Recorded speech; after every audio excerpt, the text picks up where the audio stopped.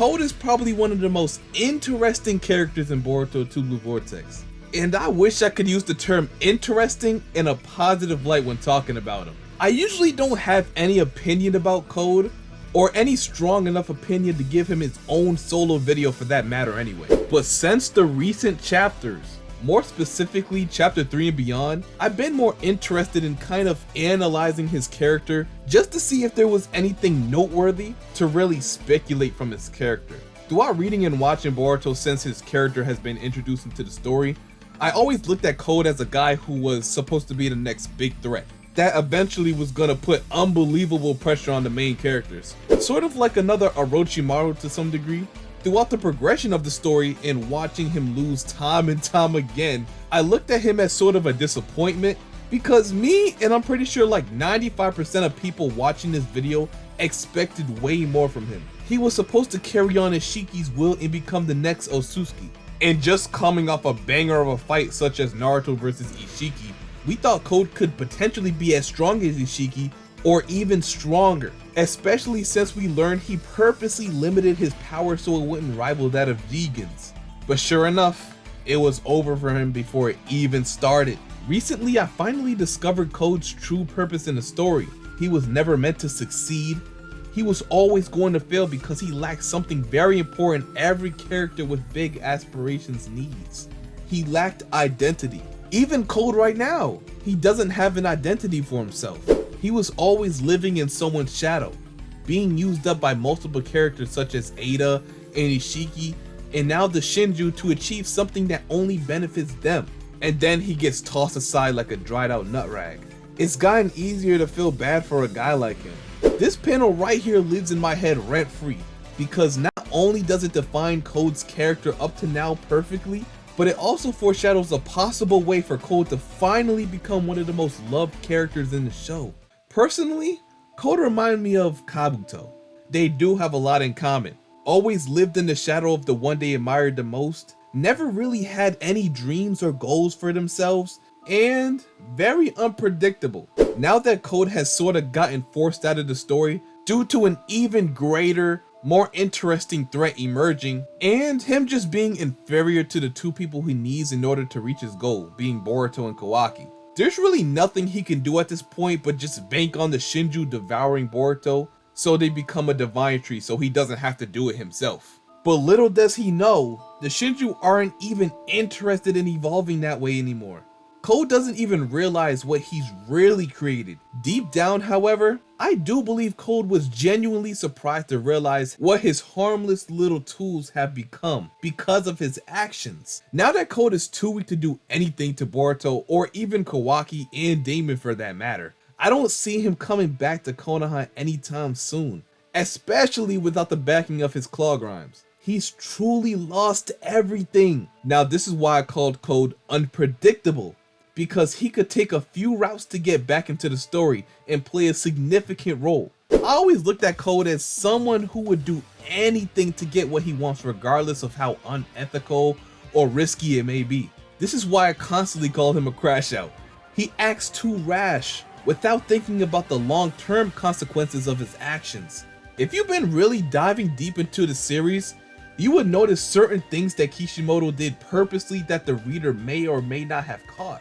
One of the more interesting aspects about the series is that guys like Code, Bug, Amato, and Ada are named after computer applications. I originally didn't even notice them myself, but during a reaction I did on the channel not too long ago from I Am Dynasty, make sure y'all go check him out. I'll leave the link to his channel in the description below. But to keep it brief, all it was stated was that the names of these dudes reflects their role in the story. Amato's name is actually derived from a company that manufactures different compartments that are just used for computers and various different technologies.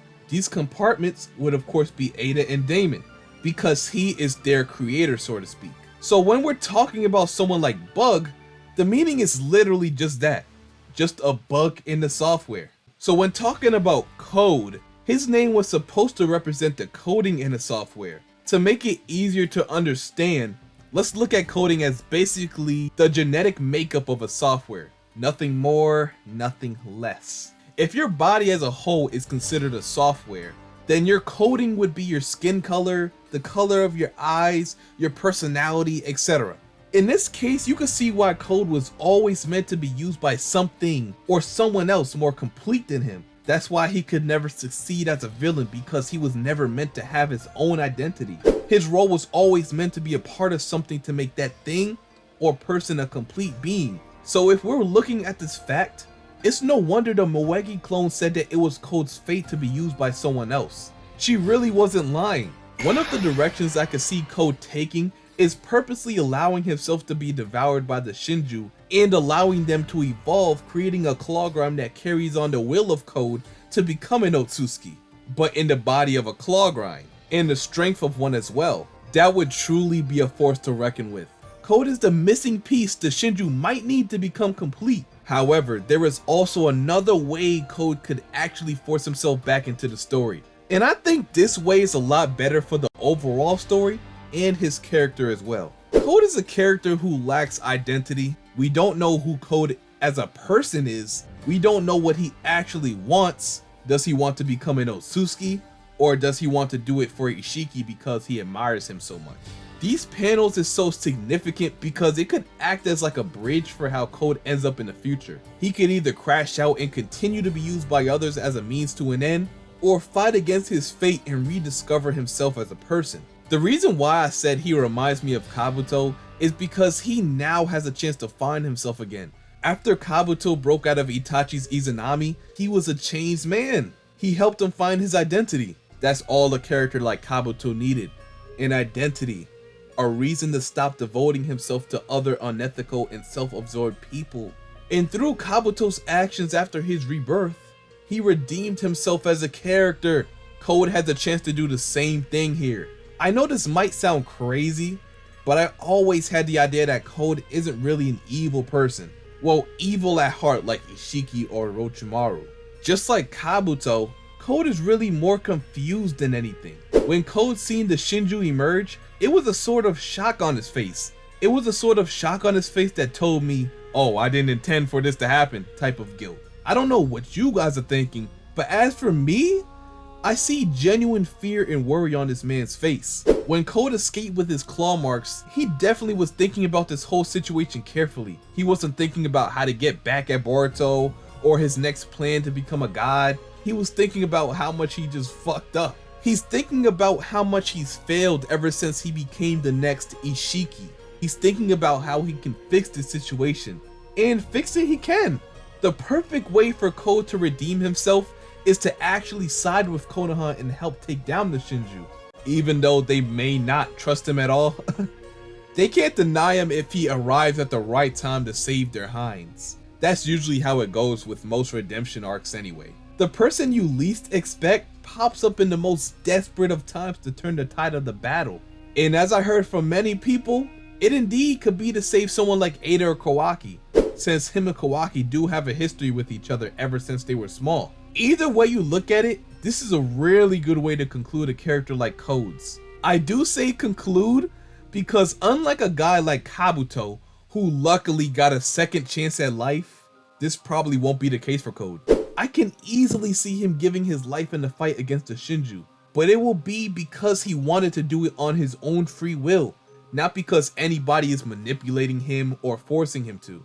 It'll be because he wants to right his wrongdoings and free himself, rewriting his own fate, which if you ask me, is a badass way to send a character like Code out the story, as going from the most disappointing character to the most loved and respected character in the entire series. That'll be the true redemption of Code.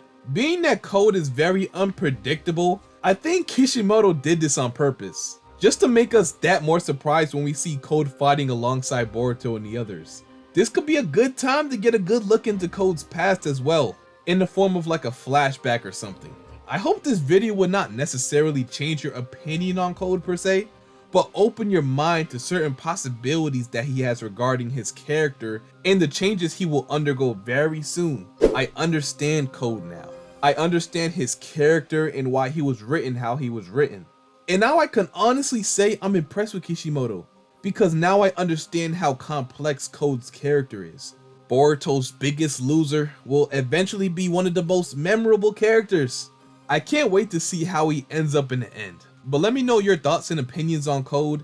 Did your opinion on him change after watching this video? For the better or for the worse? Or if you have any theories on Code yourself that you would like to share, you can put that in the comment section and I'll try my best to give my input on that as well. And no holding out on anything. Give me your 100% honest thoughts. But anyway, I hope you enjoyed this video. If you want to leave a like on the video, it helps the video out a lot, especially in the YouTube algorithm, and I appreciate it a lot.